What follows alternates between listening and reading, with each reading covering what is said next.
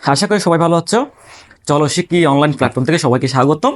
আজকে আমরা যাবতীয় কিছু গুরুত্বপূর্ণ পরীক্ষা আসবে এবং ইউনিট কিছু যাবতীয় আমরা কি করতে চলেছি, সবাই চলো কিছু যাবতীয় শিখি। এখন দেখো, আমি লিখছি কি এখানে জাবেদা। তো জাবেদা শব্দটা মূলত আসছে তোমার যার শব্দ থেকে, ঠিক আছে? এই জাবেদা শব্দটি মূলত আসছে কোন শব্দ থেকে? যার। এই যার শব্দটা তো হচ্ছে দিন বা দিবস, দিন বা দিবস। এ তোমাকে লাগবে, পরীক্ষায় লাগবে। জাবাতা শব্দটি মূলত এসেছে যার শব্দ থেকে। এই যার শব্দটা মানে হচ্ছে দিন বা দিবস। তো জাবাতা করতে গেলে আমাকে কিছু টপিক মাথায় রাখতে হবে। সেটা হচ্ছে দেখেন, সম্পদ বৃদ্ধি পেলে ডেবিট হয়, সম্পদ হ্রাস পেলে ক্রেডিট হয়। ব্যয় বৃদ্ধি পেলে ডেবিট হয়, ব্যয় হ্রাস পেলে ক্রেডিট হয়। আয় বৃদ্ধি পেলে ক্রেডিট, আয় হ্রাস পেলে ডেবিট। দায় বৃদ্ধি পেলে ক্রেডিট হয়, দায় হ্রাস পেলে ডেবিট হয়। এখন কথা হচ্ছে এতগুলো মনে রাখা অনেকটা কষ্ট সাধ্যের। তো এতগুলো না লিখে আমরা একটা শর্টকাট লিখতে পারি। যেমন লিখে দেখাচ্ছে, একটু দেখেন। সভ্য বৃদ্ধি, ডেবিট লিখছি। সভ্য হ্রাস, ক্রেডিট লিখছি।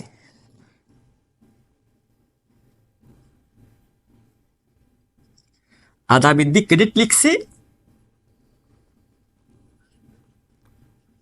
আদা হ্রাস ডেবিট। এখন এগুলো মানে কি? এগুলোকে আমি সংক্ষেপে এই চারটাতে নিয়ে আসছি। এখন দেখেন, দন্তাস দিয়ে সম্পদ বুঝাই, দন্তাসি দিয়ে সম্পদ, ঠিক আছে? আর বয়জফলা দিয়ে আমি ব্যয় বুঝাইছি। দন্তাসি দিয়ে সম্পদ বুঝাইছি, বয়জফলা দিয়ে ব্যয় বুঝাইছি। তো এখন দেখেন, সম্পদ এবং ব্যয় বৃদ্ধি পেলে ডেবিট হয়। কি হয়?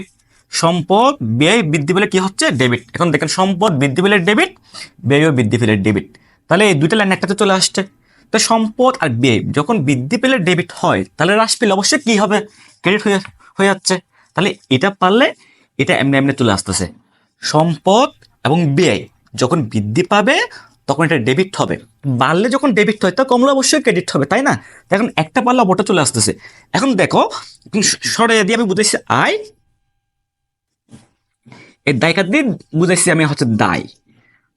তাই সরাই দিয়ে আয় হচ্ছে, দয়কার দিয়ে দায় হচ্ছে। এখন দেখো, তাহলে আদা, আদা বৃদ্ধি পেলে ক্রেডিট হয়। আদা বৃদ্ধি পেলে কি হয়? ক্রেডিট হয়। তো বৃদ্ধি পেলে যেহেতু ক্রেডিট হয়, তাহলে হ্রাস পেলে অবশ্যই কি হবে? ডেবিট হবে। কেন সরাইয়া দিয়ে বুঝেছি আমরা আয়, দরকার দেয় কি বুঝেছি? দায়। তা আয় এবং দায়, আয় এবং দায় বৃদ্ধি পেলে দুইটা কিন্তু ক্রেডিট হয়। আয়ও বৃদ্ধি পেলে ক্রেডিট, দায়ও বৃদ্ধি পেলে ক্রেডিট হয়, ঠিক আছে? এখন দেখেন, আয় এবং দায়, তা হ্রাস পেলে কি হবে? তো আপনার ডেবিট হয়ে যাবে। দেখেন, আয় হ্রাস পেলে ডেবিট, দায়ও হ্রাস পেলে ডেবিট। এই সবগুলো কথাকে এই চারটা লাইনে ভাগ করে ফেলেছি, ঠিক আছে? সবাই একটু পারলে একটু স্ক্রিনশট দিয়ে নাও যদি কারো প্রয়োজন হয়, ঠিক আছে? এখন দেখো, আমরা কিছু আজকে এই পরীক্ষায় আসে এরকম একটু কতগুলো ইউনিক টাইপের হচ্ছে জামাতা করতে চলেছে, ঠিক আছে? তো সব দেখেন, এখানে একটা জামাতা লিখছে যে 10,000 টাকার আসবাবপত্র 9,500 টাকায় বিক্রয় করা হয়েছে। এখন আমরা সবাই কি জানি, যখন বিক্রয় করতেছি, বিক্রয় করলে আমার থেকে নগদ টাকাটা বৃদ্ধি পাবে, ঠিক আছে? এখন বিক্রয় করছি কয় টাকায়? 9,500। কয় টাকা সম্পদ বিক্রয় করছে? 10,000 টাকা। আসবাবপত্র মূল্য ছিল 10,000 টাকা, সেটা বিক্রয় করা হয়েছে আপনার হচ্ছে 9,500। যখন বিক্রয় করছি, আমার থেকে নগদ টাকাটা বৃদ্ধি পাচ্ছে। তো নগদ টাকাটা আপনার হচ্ছে সম্পদ। তো সম্পদ বৃদ্ধি পেলে কি লিখতে হয়? সম্পদ বৃদ্ধি পেলে ডেবিট লিখতে হয়। সেজন্য লিখতে হবে কেন? আপনার হচ্ছে নগদান ডেবিট, নগদান হিসাব ডেবিট।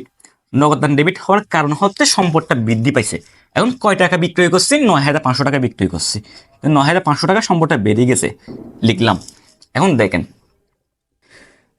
আসবাবপত্র মূল্য ছিল 10,000 টাকা, বিক্রয় করছি 9,500। তো লাভ হয়েছে নাকি ক্ষতি হয়েছে? 10,000 টাকা জিনিস যখন 9,500 টাকা বিক্রয় করতেছি, তাহলে ক্রয় মূল্য চাইতে বিক্রয় মূল্যটা কম, তাহলে আমার অবশ্যই ক্ষতি হবে। ক্ষতি, ক্ষতি সবসময় ডেবিট হয়। ক্ষতি সবসময় কি হয়? ডেবিট হয়। তো মাথায় রাখতে হবে, ঠিক আছে? ক্ষতি সবসময় লিখতে হবে কিনা, আসবাবপত্র বিক্রয়জনিত ক্ষতি, বিক্রয়জনিত ক্ষতি ডেবিট। ক্ষতি সবসময় ডেবিট হয়। এখন দেখেন, আসবাবপত্র ছিল 10,000 টাকা, বিক্রয় করছি 9,500, তাহলে ক্ষতি হয়েছে কয় টাকা? এই 500 টাকা ক্ষতি হয়েছে, 500 টাকা কম দামে বিক্রি করতে পেরেছি। ক্ষতি সবসময় কিন্তু ডেবিট হয়, আর লাভ সবসময় ক্রেডিটই হবে। এখন দেখেন, আমার থেকে ছিটকে চলে গেছে, আমার থেকে প্রতিষ্ঠান থেকে কি চলে গেছে, আসবাবপত্র, এটা হচ্ছে স্থায়ী সম্পদ। তো সম্পদ যখন বিক্রয় করে ফেলেছি, সম্পদটা কমে গেছে। তো সম্পদ কমে গেলে কি লিখতে হয়, সম্পদ কমে গেলে আমরা ক্রেডিট লিখতে হয়। এখন লিখবো আসবাবপত্র হিসাব ক্রেডিট। এখন অনেকে টাকাটা এখানে ভুল লিখবে, এখানে কি অনেকে কনফিউশন, টাকা কি আমি আসবাবপত্র 9,500 টাকা লিখবো নাকি 10,000 টাকা লিখবো। আমি 10,000 টাকার আসবাবপত্রটা বিক্রয় করছি 9,500 টাকা দিয়ে। তো প্রতিষ্ঠান থেকে কয় টাকার আসবাবপত্র চলে গেছে, এই 10,000 টাকা আসবাবপত্র চলে গেছে। তো সম্পদ যখন কমে গেছে, সম্পদটা ক্রেডিট লিখতে হয়েছে, তো টাকা লিখতে হবে 10,000 টাকা, ঠিক আছে। এখন এটা পারলে সেম একটা যাবার দাম, এটা পারার কথা। দেখেন 5,000 টাকার আসবাবপত্র 6,000 টাকায় বিক্রয় করা হলো। এখন দেখেন, সরি, এখানে যন্ত্রপাতি, 5,000 টাকার যন্ত্রপাতি 6,000 টাকায় কি করা হলো, বিক্রয় করা হলো। এখন দেখেন যন্ত্রপাতির মূল্য ছিল 5,000 টাকা, কিন্তু বিক্রয় করছি কয় টাকা দিয়ে, 6,000 টাকা দিয়ে। এখন তোমরাই বলো, এটা কি লাভে বিক্রয় করছি নাকি ক্ষতিতে বিক্রয় করছি। যন্ত্রপাতির মূল্য 5,000, বিক্রয় করলাম 6,000, তাহলে অবশ্যই লাভ হয়েছে। তো কয় টাকা লাভ হয়েছে, 1,000 টাকা লাভ হয়েছে। কয় টাকা লাভ হয়েছে, 1,000। লাভ সবসময়, এই লাভ সবসময় আপনার হচ্ছে ক্রেডিট হয়। লাভ সবসময় আপনার কি হয় যে ক্রেডিট। ক্ষতি যেমন সবসময় ডেবিট হবে, লাভ সবসময় ক্রেডিটে হয়, ঠিক আছে। এখন দেখেন, এখন যখন বিক্রয় করছি আমার থেকে নগদ টাকাটা বৃদ্ধি পাইছে, তো নগদ টাকা সম্পদ, সম্পদ বৃদ্ধি পেলে আমরা ডেবিট লিখতে হয়। এই সম্পদ বৃদ্ধি পেলে আপনার কি লিখতে হয়, ডেবিট। যেহেতু নগদ টাকা বৃদ্ধি পাচ্ছে, সেজন্য ডেবিট লিখতে হচ্ছে। নগদান হিসাব ডেবিট। এখন নগদ কয় টাকা পাইছি, 5,000 টাকা। যন্ত্রপাতিটা বিক্রয় হচ্ছে কয় টাকা দিয়ে, 6,000 টাকা দিয়ে। তো 6,000 টাকা আমার থেকে বেড়ে গেছে, ডেবিট লিখছি। এখন দেখেন এখানে লাভ হয়েছে নাকি ক্ষতি হয়েছে। 5,000 টাকার যন্ত্রপাতি যখন 6,000 টাকা বিক্রয় করতেছি, তাহলে 1,000 টাকা লাভ হইলো। তাহলে লাভ সবসময় কি হয় যে লাভ সবসময় ক্রেডিটে হয়। তো লিখবো যন্ত্রপাতি, যন্ত্রপাতি বিক্রয়জনিত লাভ, বিক্রয়জনিত লাভ হিসাব ক্রেডিট। দেখুন কত টাকা লাভ হয়েছে, 5,000 টাকা যন্ত্রপাতি 6,000 টাকা বিক্রয় করছি, তো লাভ হয়েছে আমার 1,000 টাকা লিখছি। এখন দেখেন, তা আমরা আমার প্রতিষ্ঠান থেকে কি চলে গেছে, যন্ত্রপাতির সম্পদ না, স্থায়ী সম্পদ। আমার প্রতিষ্ঠান থেকে সম্পদটা কমে গেছে। তা আমরা কি জানি, সম্পদ যখন হ্রাস পাবে বা কমে যাবে, তাহলে এটা কি লিখতে হয়, ক্রেডিট লিখতে হয়। তখন কয় টাকা সম্পদটা কমে গেছে, যে এই 5,000 টাকা সম্পদটা কমে গেছে, যন্ত্রপাতি ক্রেডিট, ক্রেডিট আমরা হচ্ছে 5,000 টাকা, ঠিক আছে। এরকম একটা জাবেদা প্রায় পরীক্ষায় আসতে পারে, ঠিক আছে, অনেকে অনেক ভুল করে। এখন 3 নম্বর জাবেদা দেখেন, গড়ি ক্রয় করা হলো। এখন দেখেন গড়ি তো গড়ির নামে হিসাব করা যায় না, ঠিক আছে। এখন চেককে আমরা চেক নামে হিসাব করতে পারি না, ঠিক আছে। তাহলে গড়িকে গড়ির নামে হিসাব করতে পারি না, তো গড়িকে বলতে হয় আমরা সাপ্লাইস, ঠিক আছে। তো এটা সম্পদ, সাপ্লাইস হচ্ছে আপনার চলতি সম্পদ। তো গড়ি যখন ক্রয় করছি, গড়িটা বৃদ্ধি পাচ্ছে, তো গড়িটা হচ্ছে আমরা সাপ্লাইস, চলতি সম্পদ। সম্পদ বৃদ্ধি পেলে কি লিখতে হয়, আমরা ডেবিট লিখতে হয়। তো লিখতেছি আমরা সাপ্লাইস হিসাব ডেবিট। গড়িকে ভাইয়া গড়ি নামে লিখতে পারবো না, গড়িকে বলতে হবে আপনার সাপ্লাইস, ঠিক আছে, 1,000 টাকা। এখন গড়ি কিনছি, নগদে কিনছি না বাকিতে কিনছি না চেকে কিনছি, কোনো কিছু উল্লেখ নেই। তো কোনো কিছু উল্লেখ না থাকলে বুঝতে হবে এটা নগদ হয়েছে। কিসে হয়েছে, নগদে। তো আমার থেকে নগদ টাকা চলে গেছে, তো নগদ টাকাটা সম্পদ, সম্পদ কমে গেলে, আমরা সম্পদ কমে গেলে কি লিখতে হয়, ক্রেডিট লিখতে হয়। তো নগদান হিসাব ক্রেডিট হয়েছে 1,000 টাকা, ঠিক আছে। এখন দেখেন 4 নম্বর দেখেন, শেয়ার ক্রয় করা হলো। মাথায় রাখতে হবে যে শেয়ার ক্রয় মানে হচ্ছে বিনিয়োগ, শেয়ার ক্রয় মানে হচ্ছে কি, বিনিয়োগ। শেয়ার ক্রয়, সঞ্চয়পত্র ক্রয়, ঋণপত্র ক্রয়, এগুলো ক্রয় করা মানে হচ্ছে বিনিয়োগ করা। তো বিনিয়োগটা সম্পদ, বিনিয়োগটা কি, সম্পদ। তো বিনিয়োগ, শেয়ার ক্রয়, সঞ্চয়পত্র ক্রয়, ঋণপত্র ক্রয়, এগুলো ক্রয় করা মানে হচ্ছে বিনিয়োগ করা। তো বিনিয়োগটা হচ্ছে সম্পদ। সম্পদ বৃদ্ধি পাচ্ছে, সম্পদ বৃদ্ধি পেলে ডেবিট লিখতে হয়।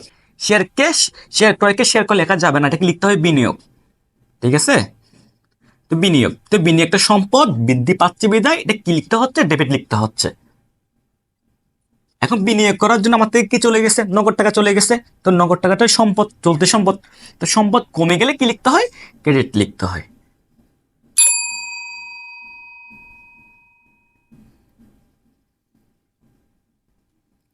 এরপরটা হচ্ছে 5 নম্বর, কাগজ, কালি ও কলম ক্রয়। এটা সবার পারার কথা। তো কাগজ, কলম, কালি এগুলোকে আমরা কি বলি, মণিহারি বলি। কাগজ কলম কালি, এগুলোকে আমরা কি বলতে পারি? মণিহারি বলতে পারি। তো মণিহারিটা খরচ, ঠিক আছে। তো যখন ক্রয় করতেছি তো মণিহারি খরচটা বৃদ্ধি পাচ্ছে, তো খরচ বৃদ্ধি পেলে ডেবিট লিখতে হয়, সেজন্য লিখবো মণিহারি।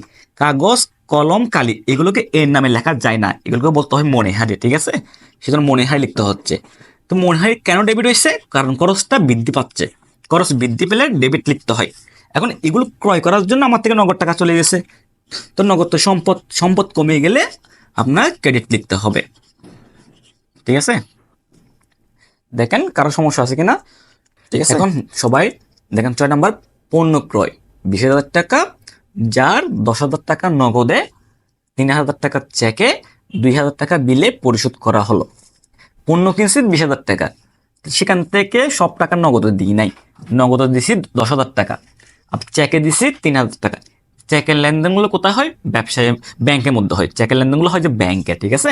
আর 2,000 টাকা বিল পরিশোধ করছি, ঠিক আছে। এখন দেখেন পণ্য ক্রয়, এটা আমার জন্য আয় নাকি ব্যয় এখন দেখতে হবে। পণ্য যখন কিনতেছি আমার থেকে টাকা চলে যাবে, তো এটা আমার জন্য ব্যয়। তো ব্যয় বৃদ্ধি পেলে কি লিখতে হয়? ডেবিট লিখতে হয়। তাহলে লিখব ক্রয় হিসাব ডেবিট, কারণ ব্যয়টা বৃদ্ধি পাচ্ছে, ঠিক আছে। তো কয় টাকার পণ্য কিনতেছি আমরা? 20,000 টাকা কিনছি, ভালো কথা। এখন সব টাকা কি নগদে দিছি? নগদে দিচ্ছি কয় টাকা? 10,000 টাকা। তো নগদটা হচ্ছে সম্পদ, সম্পদ কমে যাচ্ছে, সম্পদ কমে গেলে কি লিখতে হয়? ক্রেডিট লিখতে হয়। তা লিখবো নগদান হিসাব ক্রেডিট, নগদান হিসাব ক্রেডিট। তো নগদে কয় টাকা দিচ্ছি আমরা? ওকে 10,000 টাকা দিয়ে ফেলছি। এখন 3,000 টাকা চেক দিছি, তো চেকের লেনদেন কোথায় হবে? চেকের লেনদেনগুলো হবে যে ব্যাংকে, তো ব্যাংক থেকে টাকা চলে যাবে 3,000 টাকা। তো ব্যাংক তো সম্পদ, সম্পদ কমে গেলে কি লিখতে হয়? ক্রেডিট লিখতে হয়। তো লিখবো ব্যাংক হিসাব ক্রেডিট 3,000 টাকা, ব্যাংক হিসাব ক্রেডিট 3,000 টাকা লিখছি, সম্পদ কমে গেছে সেজন্য। এখন দেখেন 2,000 টাকার বিল পরিশোধ করা হলো, তবে বিলের কথা উল্লেখ করছে, কোন বিল উল্লেখ করে নেই। তো বিল দুই প্রকার, বিল হচ্ছে দুই প্রকার, একটা হচ্ছে প্রাপ্য বিল, আরেকটা হচ্ছে প্রদেয় বিল। বিল দুই প্রকার, এই বিলের মেয়াদ হচ্ছে 3 মাস। এমসিকিউর জন্য অনেক বেশি ইম্পর্টেন্ট। এই বিলের মেয়াদ হচ্ছে কয় মাস? 3 মাস। বিল দুই প্রকার, একটা প্রাপ্য বিল, একটা প্রদেয় বিল। তো বিলের 3 মাস। কখন প্রাপ্য বিল হবে, কখন প্রদেয় বিল হবে? যখন বিলের মাধ্যমে পণ্য বিক্রয় করবে, বিলের মাধ্যমে পণ্য বিক্রয় করলে তখন প্রাপ্য বিলের সৃষ্টি হয়, প্রাপ্য বিলের সৃষ্টি হবে। আর যখন বিলের মাধ্যমে পণ্য ক্রয় করবে তখন হচ্ছে প্রদেয় বিলের সৃষ্টি হবে। তো প্রাপ্য বিল হচ্ছে সম্পদ, চলতি সম্পদ, প্রদেয় বিল হচ্ছে চলতি দায়। এখন দেখেন পণ্য ক্রয় করছে কিসের মাধ্যমে? বিলের মাধ্যমে পরিশোধ করছে। তো ক্রয়ের সাথে কোন বিলের সম্পর্ক? ক্রয়ের সাথে প্রদেয় বিলের সম্পর্ক, এটা হচ্ছে দায়, চলতি দায়। তো দায়টা বৃদ্ধি পাচ্ছে, তো দায় বৃদ্ধি পেলে কি লিখতে হয়? দায় বৃদ্ধি পেলে অবশ্যই ক্রেডিট লিখতে হয়, লিখবো প্রদেয় বিল ক্রেডিট। তো বিলের টাকা হচ্ছে 2,000 টাকা। আমরা সবাই জানি কি, জাবাদা করলে ডেবিট টাকার সাথে ক্রেডিট টাকা মিলতে হয়। তো এখানে ডেবিট পাচ্ছি 20,000 টাকা পাইছি, তো ক্রেডিট পাইছি 3টা। তো ক্রেডিট সবগুলো যোগ করলে কত? 10,000, 13,000, 15,000 হয়েছে যোগ করলে। তাহলে টাকাগুলো যোগ করে দেখতেছি টাকাগুলো ক্রেডিট পাশে কম। ডেবিট পাশে ছিল 20,000 টাকা, ক্রেডিট পাশে হয়েছে আপনার হচ্ছে 15,000 টাকা। এখন জাবাদা করতে গেলে তো দুই পাশে টাকা সমান হইতে হবে। এখন সমান না হওয়ার কারণ কি? এখন দেখেন পণ্য কিনছি 20,000 টাকা, নগদ দিয়েছি 10,000 টাকা, চেকে দিয়েছি 3,000 টাকা, তাহলে বিলে দিচ্ছি কয় টাকা? 2,000 টাকা পরিশোধ করছি। তো বাকি যে টাকাগুলো দিই নাই ওইগুলোকে বাকিতে মনে বা দ্বারে মনে করতে হবে, মনে থাকবে। বাকি যে টাকাগুলো দিই নাই ওইগুলোতে দ্বারে মনে করতে হবে। তো দ্বারে ক্রয় করলে কৃষি সৃষ্টি হয়, পাওনা দ্বারে সৃষ্টি হয়, পাওনাদার। দ্বারে যখন কিনবো, পণ্য কিনবো, তখন কৃষি সৃষ্টি হবে পাওনাদার। তো পাওনাদার মানে কি? যিনি আমার থেকে টাকাটা পাবেন, যিনি আমার থেকে টাকা পাবেন তাকে আমরা কি বলবো? পাওনাদার। তো পাওনাদার হচ্ছে দায়, ঠিক আছে। তো দায়টা বৃদ্ধি পাচ্ছে, তো দায় বৃদ্ধি পেলে কি লিখতে হয়? ক্রেডিট লিখতে হয়। তো লিখছি পাওনাদার, পাওনাদার হিসাব ক্রেডিট। বাকি কয় টাকা কম, এখানে কয় টাকা পাচ্ছে? সে আমার থেকে 5,000 টাকা পাচ্ছে। পাওনাদারকে পাওনাদার না লিখে প্রদ হিসাবে লিখতে পারবো, ঠিক আছে, প্রদ হিসাবে লেখা যাবে। এখন দেখেন এখানে একটা কথা দেখেন, এখানে প্রদেয় বিল আছে না, আর এখানে প্রদেয় হিসাব আছে না। তো অনেকে প্রদেয় বিল আর প্রদেয় হিসাবকে একই মনে করে, কিন্তু না, প্রদেয় বিল প্রদেয় হিসাব এখন কিছু একটা ভিন্নতা আছে, একটু দেখেন।